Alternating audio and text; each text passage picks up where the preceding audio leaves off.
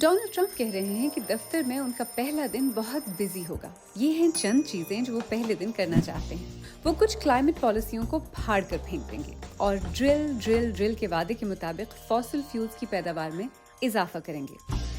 وہ 6 جنوری کے کیپٹل ہل فسادات میں ملوث کچھ افراد کو معاف کرنے کا منصوبہ رکھتے ہیں، لیکن وہ سب کو معاف نہیں کریں گے کیونکہ بقول ان کے کچھ افراد تھوڑے قابو سے باہر ہو گئے تھے. وہ میکسیکو کے ساتھ سرحد بند کرنا چاہتے ہیں اور غیر قانونی تارکین وطن کی ملک بدری کی سب سے بڑی مہم شروع کرنا چاہتے ہیں. اگر اتنے بزی اسکیڈول میں سے کچھ وقت بچا تو وہ روس اور یوکرین کے درمیان جنگ کو بھی 24 گھنٹوں کے اندر ختم کرنا چاہیں گے. وہ کیسے کر پائیں گے اس کی کوئی تفصیل ہمارے پاس نہیں ہے. تو ڈونلڈ ٹرمپ کا وائٹ ہاؤس میں پہلے دن کا اسکیڈول بہت بزی اور بڑا ہے. جہاں تک ان کی کینیڈا، گرین لینڈ اور پاناما کے حوالے سے توسیع پسندانہ خواہشات کا تعلق ہے تو شاید انہیں دوسرے دن کا انتظار کرنا پڑے.